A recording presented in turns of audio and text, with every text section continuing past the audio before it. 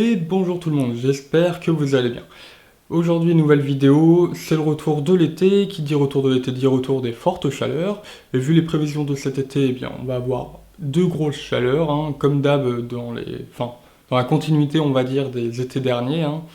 Et puis, du coup, qui dit forte chaleur dit forcément risque de déshydratation et de coups de chaud, et notamment chez les personnes âgées et autres personnes à risque. Donc du coup, eh bien, je voulais revenir dans cette petite vidéo sur quelles sont les causes et les signes de déshydratation, de coups de chaud, notamment du coup chez les personnes âgées. Je vais essayer de vous expliquer tout ça le plus rapidement possible et surtout le plus clairement possible. En fait, c'est en connaissant les causes et les signes qu'on est capable de mieux se comporter face à une déshydratation ou à un coup de chaud. Et puis je voulais aussi revenir en fin de vidéo du coup sur quels sont les comportements à faire en cas de déshydratation ou de coup de chaud, et puis tout ce qu'il y a à faire pour éviter, pour prévenir l'apparition de tout ça. Du coup, commençons avec les causes de pourquoi est-ce que les personnes âgées sont plus à risque que les autres face à une déshydratation ou à un coup de chaud. Déjà, petit rappel, déshydratation et coup de chaud sont intimement liés puisque lorsqu'il fait très chaud, notre organisme doit réguler sa température. Et pour réguler sa température, le seul moyen, ou du moins, le moyen le plus efficace qu'il a de le faire, c'est via un mécanisme de transpiration. Et cette transpiration, elle cause une diminution de la quantité d'eau dans notre corps, ce qui cause, in fine, une déshydratation. Si évidemment l'eau n'est pas remplacée. Et puis en plus de ça, lorsqu'on est déshydraté, notre organisme ne peut plus correctement réguler sa température via la transpiration. Il nous faut donc deux systèmes dans notre corps, un qui soit capable de détecter lorsqu'on a une variation de température dans notre corps, et puis l'autre qui soit capable de détecter quand est-ce que notre corps est déshydraté. Puis les deux systèmes vont ensuite entraîner, induire des comportements qui vont permettre de régler le problème. Dans la plupart des cas, ces deux systèmes fonctionnent plutôt bien, c'est-à-dire que les gens arrivent à facilement réguler leur température lorsqu'on détecte un changement de température important, et puis ils arrivent à facilement rétablir un niveau d'eau dans leur corps qui est, on va dire, normal, pour éviter une déshydratation lorsque une soif apparaît. Mais si je dis dans la plupart des cas, ça signifie forcément que dans d'autres cas, ça fonctionne pas super bien, et c'est typiquement le cas chez les personnes âgées. Alors attention, je dis pas non plus que ces deux systèmes font n'importe quoi, que par exemple notre système de la température dit que notre corps est à 40 degrés alors qu'en réalité il est à 37, c'est pas du tout ça, c'est juste que les deux systèmes sont un peu moins sensibles que ça. La sensibilité d'un système, c'est sa capacité à détecter avec précision un changement de variable, et notamment à détecter à faire la différence, du moins, lorsqu'on a deux valeurs de cette variable qui sont très proches. Typiquement, on va dire que notre système de détection de la température, il va être très sensible, du moins sensible, lorsqu'il est capable de détecter entre 37 degrés et 37 degrés, 5, mais il ne sera pas sensible s'il n'est pas capable de faire cette distinction. Alors j'ai pris des valeurs aléatoires, je ne sais pas du tout ce que ça donne en réalité, c'est juste pour vous donner un exemple. Ce que je sais en tout cas, c'est que chez les personnes âgées, ces deux systèmes, donc de la détection de la température et du mécanisme de la soif, sont moins sensibles chez les personnes âgées que chez les jeunes adultes. Et ça, c'est évidemment un problème, puisque une personne âgée sera donc moins capable de détecter lorsqu'il fait très chaud que quand elle était plus jeune. Et c'est évidemment la même chose avec la déshydratation. Les personnes âgées détectent moins un changement du volume d'eau dans leur corps comparé à des personnes qui sont plus jeunes. Après, rassurez-vous, il existe quelques signes qui nous permettent de détecter une forte chaleur ou alors une déshydratation. Premièrement, on a la transpiration. Forcément, lorsqu'il fait chaud, notre corps a besoin de transpirer pour réguler sa température, donc il transpire. Voilà.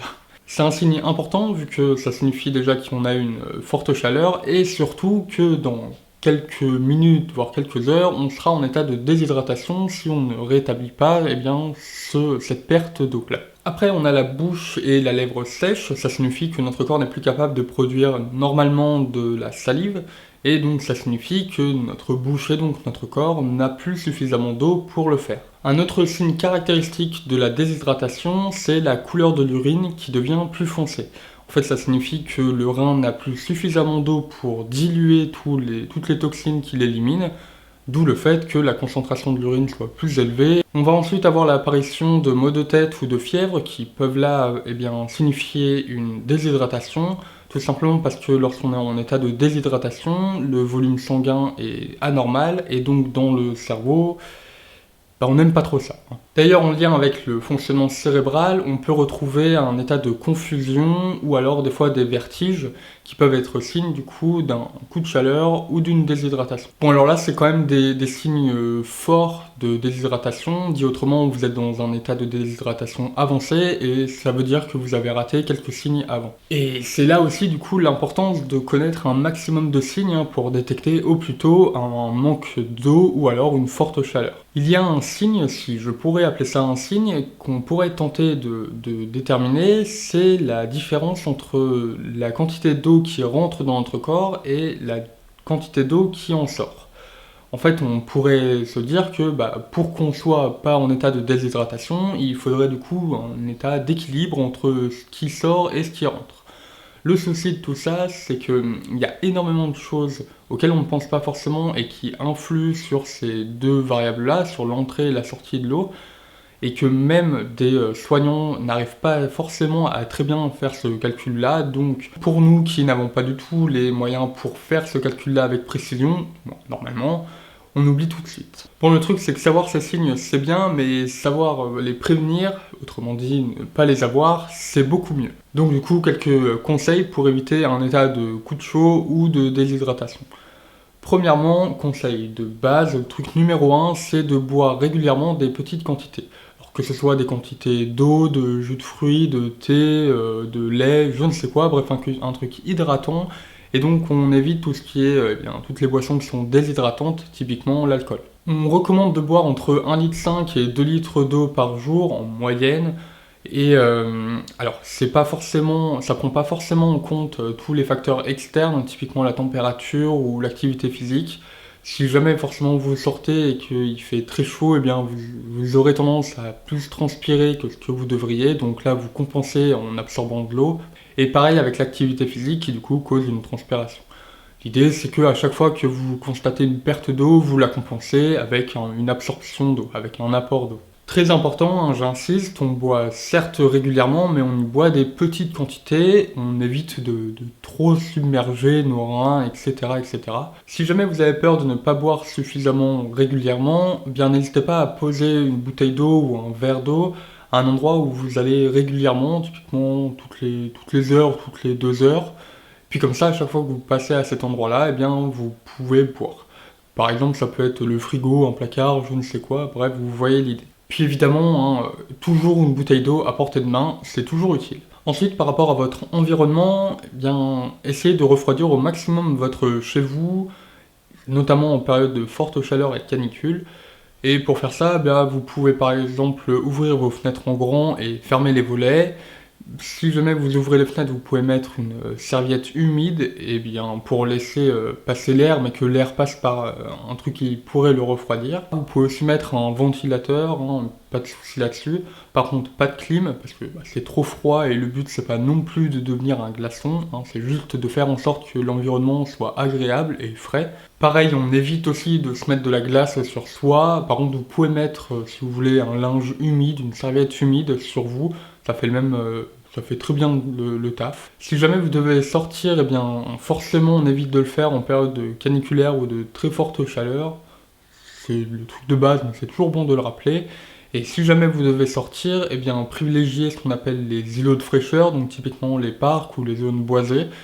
Et voilà, l'idée c'est juste vraiment que quand vous êtes sur le bitume, ça chauffe très très vite, donc voilà. Ah, et puis petit conseil personnel cette fois, si vous pouvez, évitez un maximum les transports en commun, parce que c'est un vrai four dedans, et quand vous avez à côté des parcs où c'est beaucoup plus frais, c'est beaucoup plus agréable. Après, évidemment, encore une fois, on limite ces activités physiques à un maximum, même si je sais que c'est chiant, et si jamais vous êtes, si vous voulez vraiment absolument faire du sport dehors, ou même à l'intérieur, limitez de le faire l'après-midi en plein cagnard, et même le soir, parce qu'il fait toujours chaud, donc préférez le matin à la fraîche. Et évitez encore une fois de le faire en période de canicule, parce que la nuit, ça refroidit pas. Et enfin, dernier conseil, pensez à bien vous alimenter correctement et privilégier du coup tout ce qui est aliments qui pourraient contenir un maximum d'eau, donc typiquement des fruits, des légumes, etc., etc. et éviter au maximum tout ce qui est viande rouge par exemple. Bon, je pense du coup avoir fait le tour un peu de tout ce que j'avais à vous dire. Dans tous les cas, je mets un maximum de documentation en description et en commentaire épinglé, ça peut vous intéresser, même si par exemple vous n'êtes pas directement concerné, mais que vous avez autour de vous des personnes âgées ou autres, ça peut également du coup vous intéresser. En cas d'urgence, si vous avez un coup de chaud, une forte déshydratation, je sais quoi, un doute ou j'en sais rien, bref, le numéro du SAMU c'est le 15, le numéro d'urgence européen c'est le 112. Et puis si jamais vous êtes un peu inquiet, vous avez votre médecin, vous avez des voisins, etc. Bref, beaucoup de personnes qui peuvent vous aider. Bon, je pense que j'ai fait le tour des causes, des signes et des comportements à faire pour éviter une déshydratation ou un coup de chaud.